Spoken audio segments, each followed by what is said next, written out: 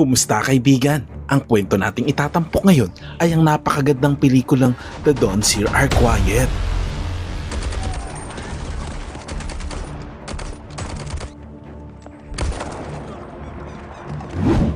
Nagsimula ang kwento sa bansang Russia noong May 1942 sa kasagsagan ng ikalawang digmaang pandaigdig.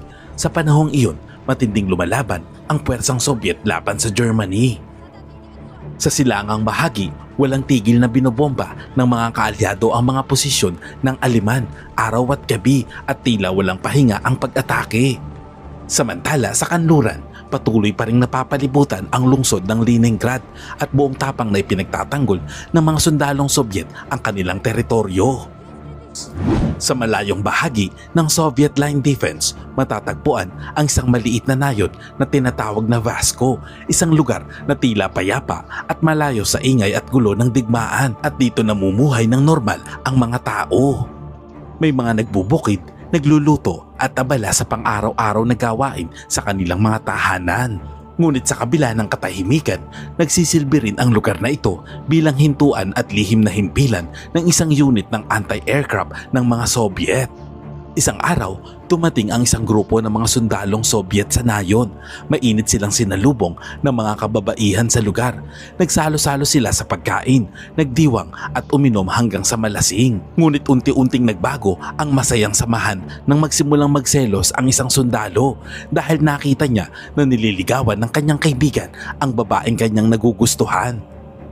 Nauwi ito sa gulo at suntukan. Agad namang humingi ng tulong ang isa sa mga kababaihan kay Teniente Baskov upang mapayapa ang sitwasyon. Ngunit sa kasamaang palad, maging si Baskov ay nahirapang kontrolin ang kanyang mga tauhan na labis na ring nalasing.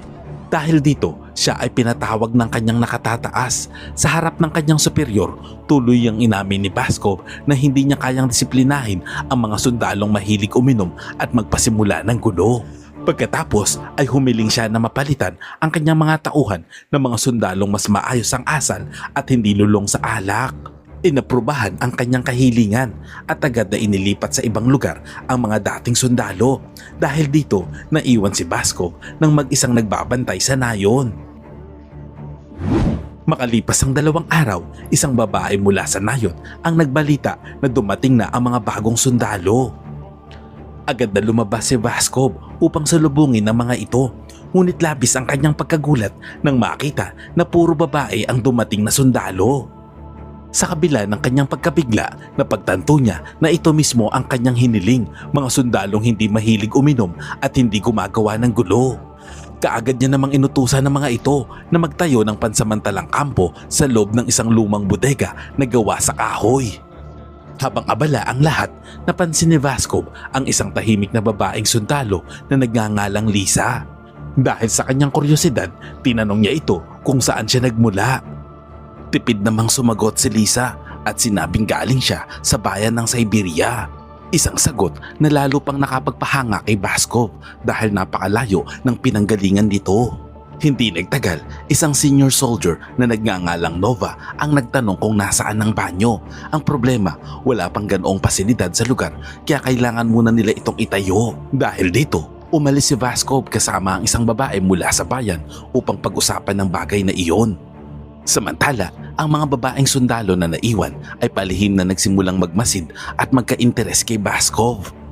Sa ibang eksena, makikita naman si Lisa na laging tahimik at nag-iisa. Doon nagsimulang bumalik sa kanyang isipan ang madilim na bahagi ng kanyang pagkabata. Bumalik ang eksena sa nakaraan. Noong panahong iyon, palipat-lipat sila ng tirahan kasama ang kanyang ina na madalas magkasakit. Sa gitna ng mahigpit na patakaran sa sapilitang paggawa noong panahon ng Soviet, hindi naging madali ang buhay ng kanilang pamilya. Habang lumalaki si Lisa, sinama siya ng kanyang mga magulang upang lumipat sa silangang bahagi ng Siberia. Isang araw, inimbitahan ng kanyang ama ang isang kaibigan na nagngangalang Jess upang sumama sa kanilang pangangaso. Doon, madalas siyang isinasama ng kanyang ama sa pangangaso sa kagubatan habang tinuturuan kung paano mabuhay at umunawa sa kapaligiran. Mula pa lamang sa unang pagkikita ay tila nakaramdam ng kakaibang paghanga si Lisa sa kanya. Kinagabihan, nag-iisa si Ges sa tinutuluyan nilang bahay nang biglang puntahan siya ni Lisa. Sinubukan niya itong akitin at niyayang makipaglaro na tila may halong inosenteng kuryosidad at damdaming nagsisimula pa lamang niyang maunawaan. Nagulat naman si Ges sa ikinilos ni Lisa. Ipinaliwanag niya na naparoon siya dahil inimbitahan siya ng ama ni Lisa upang tumulong na bantayan ito at gabayan. Dahil doon, mariin niyang tinanggihan ang paglalambing ni Lisa. Sa sandaling marinig ang pagtanggi, agad na nakaramdam si Lisa ng matinding pagkadismaya at umalis na may halong galit. Muling bumalik ang kwento sa kasalukuyan. Habang natutulog ang lahat ng sundalo, lihim na umalis ang isa sa mga babaeng sundalo na nagngangalang Rita upang pumunta sa lungsod at dalawin ang kanyang anak. Kinailangan niyang iwan ang kanyang batang anak sa pangangalaga ng kanyang ina dahil naka-duty siya sa defense line. Kinabukasan, agad nagalit si Vasco nang makita niyang gumagala ang mga babaeng sundalo nang walang pahintulot. Lalo pa siyang nataranta nang mapansin na may ilan sa kanila ang hindi pa nakapila sa kanilang formation. Habang ini-inspeksyon niya ang paligid ng bodega, napansin niya na puno ng nakasampay na underwear ang lugar. Dito ay nalaman niya na naliligo pala sa loob ang mga babaeng sundalo. Si Vasco na basta na lamang pumasok ay agad naman nakaramdam ng hiya at matinding pagkaasiwa. Ipinaliwanag naman ni Nova na ginawa na rin nilang barracks at pansamantalang palikuran ang lugar.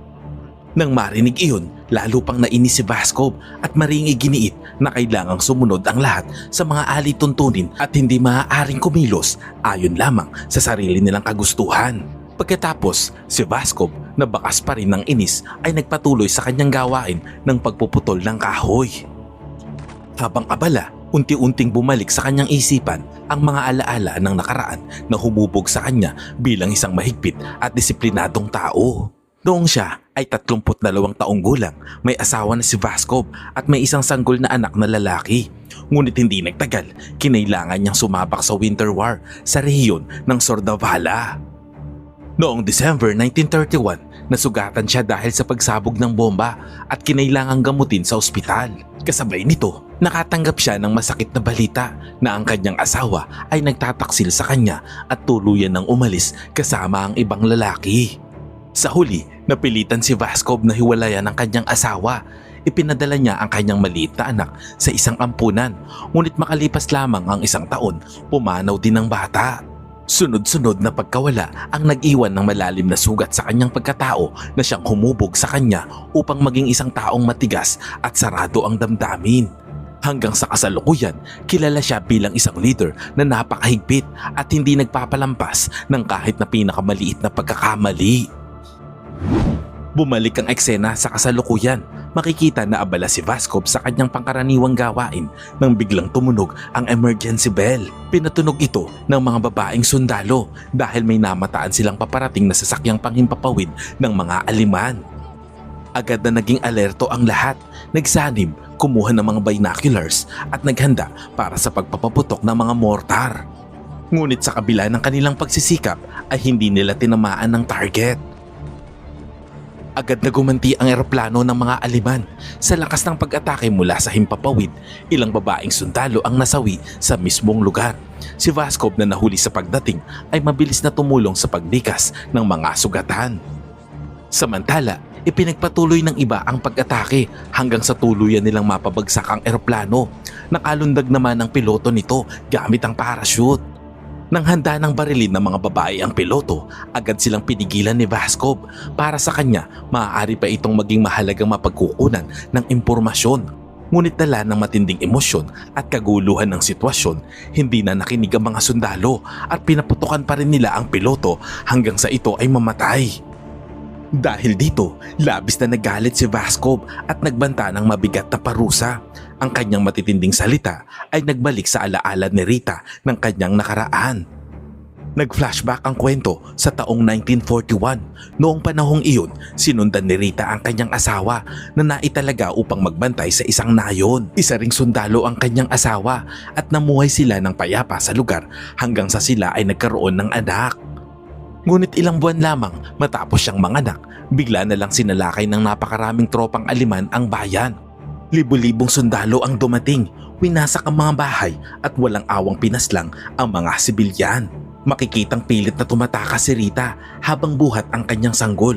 Samantala, ang kanyang asawa ay desperadong lumalaban hanggang sa siya ay masawi dahil sa isang pagsabog.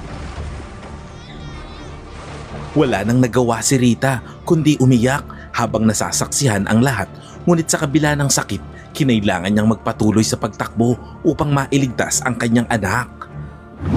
Muling bumalik ang kwento sa kasalukuyan. Tumating ang superior ni Vaskov kasama ang 3 karagdagang babaeng sundalo. Sinuri nito ang kalagayan ng unit at iniulat ni Vaskov na maayos ang kanilang performance. Pagkatapos nito, tinawag ng superior si Rita ng hiwalay at inatasan siyang alagaan ang 3 bagong sundalo. Ayon sa kanya, ang mga ito ay mula sa mayayaman at makapangyarihang pamilya. Sila ay kasalukuyang nag-aaral pa sa military academy at naghahanap ng lugar para sa kanilang field practice. Dagdag pa ng superior, ang kampo na ito sa nayon ang pinakaligtas na lugar para sa kanila. Pagkatapos, nagpakilala si Rita sa 3 upang makilala sila ng mas mabuti. Ang una ay si Zena, sumunod si Galia at ang huli ay si Sonia. Lumipat ang eksena sa nakaraan ni Zena. Siya ay anak ng isang mataas na opisyal ng hukbong Soviet na bagong lipat lamang sa Moscow. Isang araw, ipinakilala siya ng kanyang ama sa kaibigan nitong si Colonel Lujan. Hindi nagtagal, tila nagkaroon agad ng atraksyon ang dalawa sa isa't isa. Binalaan naman siya ng kanyang ina na may asawa na si Lujan, ngunit hindi ito pinakinggan ng talaga. Nagpatuloy ang kanilang ugnayan hanggang sa kalaunan ay nauwi sa kasal. Muling bumalik ang eksena sa kasalukuyan. Tinipon ni Vaskov ang lahat ng babaeng sundalo at binati sila sa matagumpay na pagpapabagsak sa eroplano ng kaaway.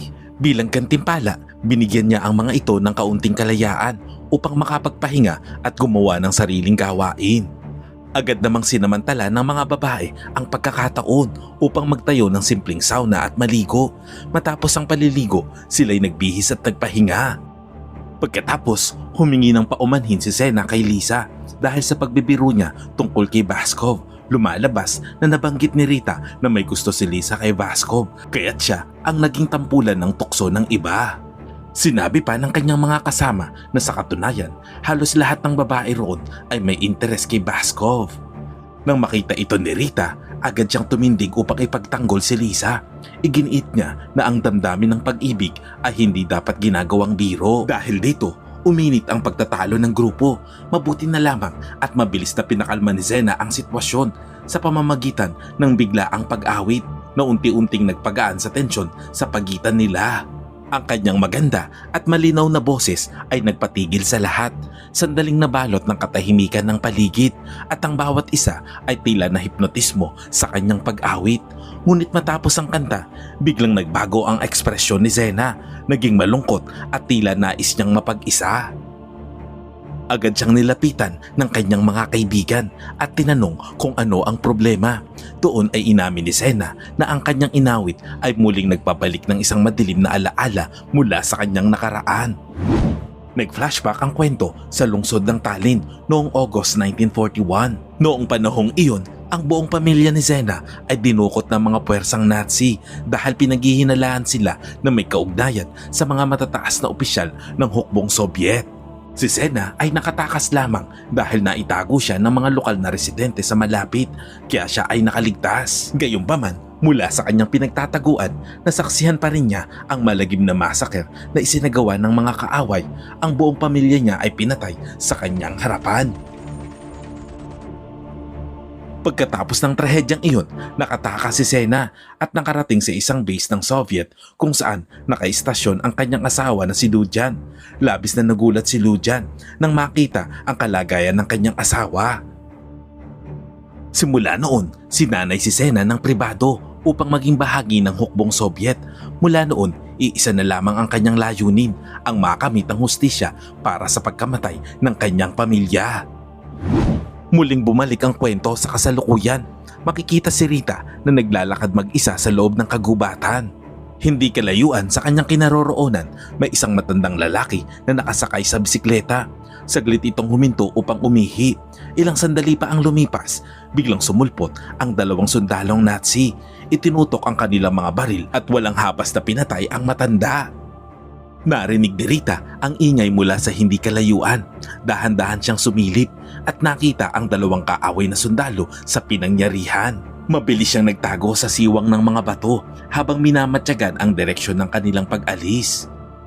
Nang makasiguro na ligtas na, agad siyang tumakbo pabalik sa nayon upang iulat ang pangyayari kay Vaskov. Sinabi niya na may dalawang alimang sundalo na gumagala sa kagubatan at nakasuot ng camouflage jacket. Agad na nag-utos si Vaskov kay Rita na tipunin ang unit habang siya naman ay nakikipag-ugnayan sa kanyang superior para humingi ng instruction. Pagkatapos nito, tumating ang utos mula sa kanyang superior na hanapin at hulihin ng mga kaaway sa loob ng kagubatan. Binuksan ni Vaskov ang mapa at inisip na malamang ay patungo ang dalawang sundalong aliman sa rilis ng tren. Tinipon niya ang buong unit at ipinaliwanag ang plano, hahabulin at uhulihin ng dalawang kaaway. Inatasan din niya si Rita na pumili ng 4 na babaeng sundalo na may kakayanan para sa misyon. Agad na tinawag ni Rita si Zena at Galia. Ngunit bago sila umalis, nais munang matiyak ni Vaskov ang kanilang kakayanan sa pagbaril. Kaya siya mismo ang nakisali sa pagpili na magiging miyembro para sa misyon. Sa simula, nanatiling may pag-aalinlangan si Vaskov sa kakayahan ng kanyang unit. Sa sandaling iyon, lumapit si Lisa at nagsabing mula pagkabata pa lamang ay sanay na siya sa paggamit ng baril. Dahil dito, napabilang siya sa grupo. Naghanap pa si Vaskov ng isa pang miyembro na marunong naman na magsalita ng Aleman at si Sonia ang kusang nagboluntaryo dahil nakakapagsalita siya ng ilang wika. Sa huli, 5 babae ang napili at agad na nagsimulang maghanda para sa misyon.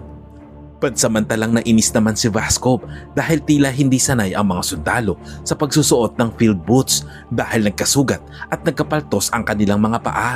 Sinabi niya na hindi perpekto ang kanilang sapatos para sa ganitong uri ng operasyon kaya kailangan nilang maging maingat sa pag-aalaga ng kanilang mga paa. Pagkatapos, nilapitan ni Vaskov si Sonia na kilala sa pagiging tahimik. Tinanong niya ito kung siya ba ay tubong lungsod at sumagot naman si Sonia ng oo. Ang tanong na iyon ay biglang nagbalik sa alaala ni Sonia. Nag-flashback ang kwento sa taong 1940 sa lungsod ng Minsk sa Soviet Union. Noong panahong iyon, kinailangan ni Sonia na mawalay sa kanyang ina upang sumailalim sa military training. Sa panahong iyon, umibig din siya sa isang binatang sundalo rin ng Soviet. Ngunit kalaunan, bumalik ang lalaki upang sumabak sa digmaan at tuluyang nasawi sa larangan ng labanan. Muling bumalik ang kwento sa kasalukuyan. Nagsimulang mag-isip si Vaskov kung paano sila makikipag-ugnayan sa loob ng kagubatan dahil wala pa silang maayos na sistema ng signal.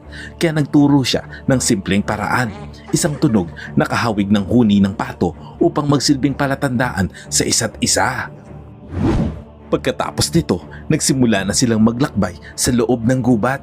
Habang naglalakad, ipinaliwanag ni Vaskov na kadalasan iisang ruta lamang ang alam ng mga sundalong Aleman sa lugar na iyon. Tinataya niya na daraan ng mga ito sa isang lawa na nasa humigit kumulang 40 kilometro ang layo. Dahil may alam siyang lihim na daan, maaari silang maunang makarating doon upang maghanda ng isang ambush. Huminto muna sila upang magpahinga. Sa pagkakataong iyon, tinanong ni Vaskov si Sonia tungkol sa kanyang pamilya. Sinabi ni Sonia na hindi niya alam ang sinapit ng mga ito at dahil sila ay mga Hudyo ay malamang ay naging biktima na ito ng massacre ng mga tropang Aleman. Gayunpaman, patuloy pa rin siyang umaasa na may ilan sa kanyang pamilya ang nakaligtas. Pagkatapos, inutusan ni Vaskov si Sonia na subukan ang tunog ng pato na itinuro niya kanina. Nang gayahin ni Sonia ang tunog, agad na nagtipon-tipon ang lahat ng sundalo. Inutusan sila ni Vaskov na maging mapagmatsyag at iulat agad ang anumang kahinahinalang bagay. Sa simula, tila wala silang napansin hanggang sa magsalita si Lisa. Napansin niya na may hamog pa sa gitna ng damo na dapat sana ay tuyo na. Ayon kay Lisa, ito ay senyales na may taong kamakailan lamang na dumaan o huminto sa lugar na iyon. Nasihan naman si Vaskov sa kanyang obserbasyon at pinuri siya. Pagkatapos nito, ipinagpatuloy nila ang kanilang paglalakbay. Hindi nagtagal, narating nila ang isang kumunoy. Upang makatawid, naghanda sila ng mga troso bilang tulay at suporta sa bawat hakbang. Dahan-dahan silang naglakad sa isang linya at maingat na tinawid ang malambot na putik. Patuloy namang pinaalalahanan ni Vascob ang lahat na huwag silang titigil sa paggalaw upang hindi sila lamunin ng kumunoy. Ngunit biglang napatigil si Galia nang matanggal ang kanyang boots. Agad na naging tensyonado ang sitwasyon nang unti-unting hinila ng putik ang isa sa kanila dahilan upang magpanik ang lahat. Mabilis na nag-abot ng mga troso ang mga babae sa isa't isa at sabay nilang hinila ng pasulong. Sa gitna ng matinding hirap at tensyon, nagawa rin nilang makatawid ng ligtas. Nagpatuloy ang kanilang paglalakbay. Kalaunan, umakyat sila sa isang bangin at nagpahinga malapit sa isang falls. Ginamit ng mga babae ang pagkakataon upang maligo at hugasan ng putik sa kanilang mga katawan. Samantala, si Vascob ay abalang nagtatagpi ng mga tela upang makagawa ng bagong pares ng sapatos para kay Galia. Nang matapos niya ito, taus-pusong nagpasalamat si Galia sa kanyang ginawa. Nang makita iyon, nagsimulang makaramdam ng selos ang ilan sa mga sundalo at pilit na kinukuha ang atensyon ni Vascob. Napansin naman ito ni Vascob at agad niyang ibinalik ang disiplina sa grupo. Mabilis niyang inutos na maghanda na silang muli dahil kailangan na nilang ipagpatuloy ang kanilang paglalakbay. Makalipas ang ilang oras, sa wakas ay narating nila ang lawa na pinaniniwala ang dadaanan ng mga sundalong Aleman. Ipinaliwanag ni Vascob na sa likod ng kabundukan ay may isa pang lawa at malamang na ang unit ng kaaway ay dadaan sa pagitan ng dalawang lawa patungo sa rilis ng tren ng mga Soviet. Malinaw na ang layunin ng kaaway ay wasakin ng linya ng tren. Dahil dito, agad niyang inutusan ang lahat na maghanap ng malalaking bato na maaaring gamitin bilang posisyon sa pagbaril at pansamantalang kanlungan. Bumaba sila sa gilid ng lawa at isa-isang naghanap ng lugar para sa kanilang pwesto. Maingat na inihanda ang kanilang depensa ayon sa kanilang tungkulin. Habang papalapit na ang gabi, ng mga oras na iyon, si Vascob at si Rita ang naka-assign sa pagbabantay. Matagal silang naghintay sa katahimikan ng paligid, ngunit wala pa ring senyales ng pagdating ng unit ng mga Aleman. Napag-isip-isip ni Rita na maaaring nagpapahinga pa ang mga kaaway. Batay sa kanyang naunang obserbasyon, ang dalawang sundalong Aleman na kanyang nakita ay tila mga baguhan pa lamang at hindi pa sanay sa lugar. Nang marinig ito, bahagyang kumalma si Vascob at pinayagan ng ilan sa mga babae na matulog upang makapagpahinga. Pagkatapos nito, nilapitan niya si Lisa at inutusan itong magbantay at maging mapagmatsyag sa anumang galaw. Isa-isa ring nilibot ni Vascob ang bawat sundalo, tinitignan ang kanilang kalagayan at nagbibigay ng karagdagang utos. Doon niya napansin na hindi maganda ang pakiramdam ni Galia. Bilang pansamantalang lunas, binigyan niya ito ng kaunting alak. Sa una, tumanggi si Galia dahil naniniwala siya na hindi ito gamot at binanggit pa niya na ang kanyang ina ay isang doktor. Mariing sumagot naman si Vascob na wala silang doktor doon at wala ring ina na maaaring tumulong at tanging panganib lamang ang kanilang kinakaharap kung hindi sila kikilos agad. Dahil dito, napilitan si Galia na uminom. Ang mga salitang iyon ang nagbalik ng masakit na alaala kay Galia, ang kanyang pagkabata nang dinukot ang kanyang ina ng mga sundalong Aleman. Mula noon, lumaki siya sa isang ampunan hanggang sa kanyang kabataan. Pagsapit ng umaga, biglang nakarinig si Vascob ng kahina-hinalang ingay sa paligid. Tama ang kanyang hinala. Unti-unting lumilitaw ang mga sundalong Aleman habang tumatawid sa gilid ng lawa. Ngunit ang katotohanan ay mas malala kaysa sa inaasahan. Dahil sa halip na 2 lamang ay 16 pala sila at pawang mga armado at handa sa labanan. Dahil sa dami ng kaaway, agad na kumilos si Vascob. Mabilis niyang inutusan si Lisa na bumalik sa bayan sa lalong madaling panahon, iulat ang sitwasyon at humingi ng reinforcement mula sa himpilan. Agad namang sumang-ayon si Lisa at tumakbo patungo sa nayon. Samantala, si Vascob at ang natitirang 4 na babae ay kailangang humanap ng paraan upang mapabagal ang pag-usad ng unit ng Aleman. Napansin ni Vascob na nakasuot ng camouflage ang mga ito, palatandaan na ang kanilang misyon ay lihim at ayaw makatawag ng pansin. Dahil dito, naisip niya ang isang paraan, magpanggap bilang mga sibilyan upang malihis ang atensyon ng mga kaaway. agad na ginampanan ng mga babae ang kanilang papel bilang mga tagaputol ng kahoy at nagsimulang magtrabaho sa paligid ng gubat at kunwari ay abala sa pang-araw-araw na gawain. Ilan sa mga sundalong Aleman ay napatigil at nanood sa kanilang ginagawa habang ang iba ay sinusubukang tumawid sa ilog patungo sa kanilang ruta. Nang makita ito, muntik nang magpaputok si Vaskov, ngunit agad siyang pinigilan ni Rita. Sa halip, bumaba si Rita sa ilog at nagkunwaring isang babaeng tagabayan na abala sa gawain sa paligid at pilit na itinatago ang tunay na sitwasyon at layunin nila. Sumabay na rin si Vaskov sa pagpapanggap bilang isang lokal na residente. Ang kanilang pakulo ay naging kapanipaniwala at sa huli, ang mga sundalong Aleman na walang kamalay-malay ay tahimik na umalis sa lugar. Nakaramdam ng bahagyang ginhawa sina Vaskov at ang mga babae dahil nagtagumpay ang kanilang plano. Ngunit agad nilang napagtanto na ang susunod na hakbang ay nakasalalay kay Lisa. Kung makakarating siya ng mas mabilis sa bayan, darating agad ang tulong mula sa mga reinforcement. Kung hindi, kailangan nilang tumagal sa mas delikadong sitwasyon. Samantala, makikita na patuloy na tumatakbo si Lisa hanggang sa marating niya ang bahagi ng Kumunoy. Doon, kailangan niyang tumawid mag-isa, isang mapanganib at mahirap na paglalakbay. Sa puntong iyon, nakasalalay sa kanya ang tagumpay ng kanilang misyon. Samantala, si Vaskov at ang natitirang grupo ay patuloy na sinusundan ang bakas ng kaaway papasok sa mas malalim na bahagi ng kagubatan. Mula sa tuktok ng isang bangin, nakita ni Vaskov at Rita ang mga sundalong Aleman na nagpapahinga at kumakain. Dahil dito, naisip ni Vaskov na magpapalipas ng gabi ang mga ito sa gubat. Tinipon niya ang mga babae upang ihanda ang kanilang mga gamit. Sa sandaling iyon, napansin niya na naiwan niya ang kanyang sigarilyo malapit sa ilog. Nagreklamo naman si Vaskov na hindi siya makakakilos ng maayos kung walang sigarilyo. Dahil dito, agad na nagboluntaryo si Sonya na balikan ito at mabilis na tumakbo pabalik sa kanilang pinanggalingan. Ngunit sa daan, bigla siyang sinalakay at sinaksak ng isang sundalong Aleman. Ang kanyang sigaw ay umabot kay Vaskov. Agad siyang kumilos at sinama si Sena upang tignan kung ano ang nangyari. Doon nila natagpuan na si Sonya ay patay na. Sa hindi kalayuan, nakita nila ang dalawang sundalong Aleman na naglalakad. Mabilis na nagplano si Vaskov at Sena. Si Sena ang maghahagis ng bato upang makuha ang atensyon ng kaaway, habang si Vaskov naman ay aatake mula sa likuran. Nagtagumpay ang plano sa isa sa mga sundalo, ngunit ang isa ay mas malakas at halos mapahamak si Vaskov sa laban. Sa kritikal na sandali, tumating si Sena mula sa likuran at tinulungan siyang pabagsakin ang kalaban.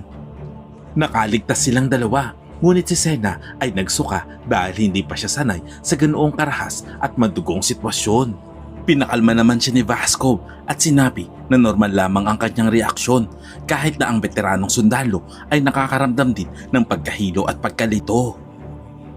Matapos masiguro na ligtas na ang paligid, tinipon ni Vaskov ang mga natitirang babae at sabay nilang inalala si Sonya. Naging mabigat at malungkot ang kanilang sitwasyon. Nangako naman si Vaskov na pagkatapos ng digmaan, magpapatayo siya ng isang monumento bilang parangal kay Sonya.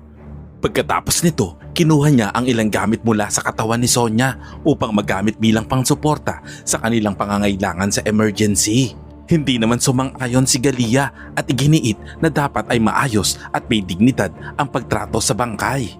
Ipinaalala naman ni Vaskov na nasa gitna sila ng krisis, ngunit patuloy pa rin si Galia sa pagtutol at muling binanggit na ang kanyang ina ay isang doktor. Dahil sa inis, hindi napigilan ni Rita ang sarili at sinabi na si Galia ay hindi kailanman nagkaroon ng ina dahil lumaki lamang siya sa isang ampunan. Ang mga salitang iyon ay tumama ng husto kay Galia, dahilan upang siya'y tuluyang mapaluha sapagkat ito ang katotohanan. Pagkatapos, agad silang kumilos ng mas mabilis dahil nabunyag na ang kanilang posisyon sa kaaway. Hindi nagtagal, diretsyong nakasalubong ni Vaskov ang mga sundalong Aleman at agad siyang naghagis ng granada.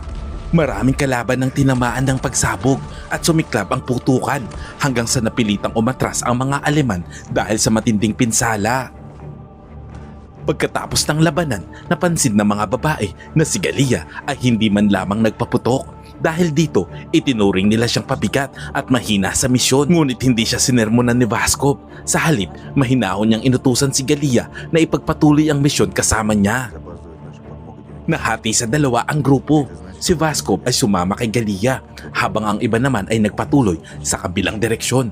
Habang naglalakad, natagpuan ni Vaskov at Galia ang bangkay ng isang sundalong Aleman na tila pinatay ng sarili niyang mga kasamahan.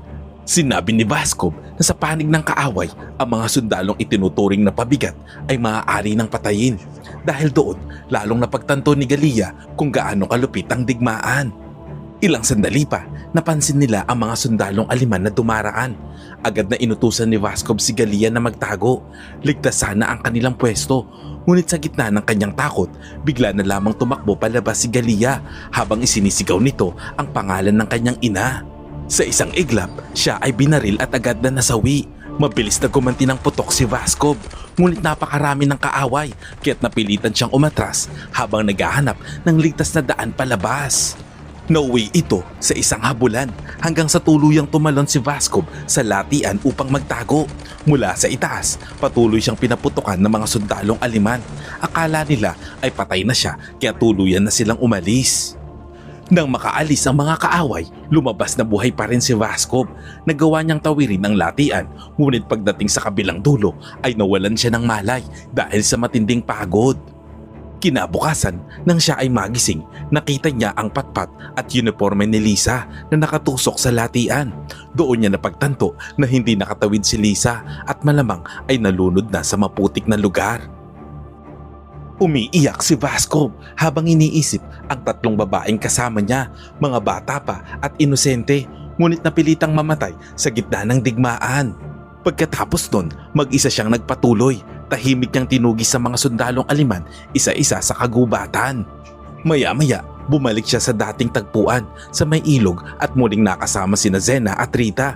Doon, tahimik niyang ibinalita ang kanilang pagkatalo. Si Galia ay napatay sa labanan, si Lisa ay nalunod sa Komunoy at si Sonia naman ay unang nasawi. Halos ubos na rin ang kanilang bala at maging ang natitirang granada ay hindi na rin gaanong magagamit. Gayunpaman, patuloy pa rin pinalalakas ng loob ni Zena at Rita si Vaskov at naniniwalang maaari pa rin silang lumaban. Sa puntong iyon, silang tatlo na lamang ang natira. Alam nila na napakaliit na lang ng tsansa na mabuhay dahil sa dami ng kanilang kalaban. Inutusan sila ni Vaskov na maghanda para sa huling laban. Pumwesto sila sa kani-kanilang lugar at nang lumitaw ang mga kaaway, agad silang nagpaputok. Sumiklab ang matinding labanan. Unti-unting kumalat ang mga sundalong Aleman at sinimulan nilang palibutan ang posisyon ni Vaskov. Nasugatan sa balikat si Rita dahil sa bala. Hindi nagtagal, may isang sundalong Aleman na naghagis ng dinamita patungo sa kanya. Ang sumunod na pagsabog ay nag-iwan kay Rita ng matinding pinsala at siya ay nasa kritikal na kalagayan. Mabilis na lumapit si Vaskov upang tulungan siya. Samantala, sinadyang ilihis ni Zena ang atensyon ng mga kaaway at tumakbo patungo sa kagubatan upang mahatak sila palayo. Nagpatuloy ang matinding habulan hanggang sa maipit si Zena sa gilid ng bangin. Walang tigil siyang pinaputukan ng mga sundalong Aleman at sa huli nahulog si Zena at doon na siya namatay.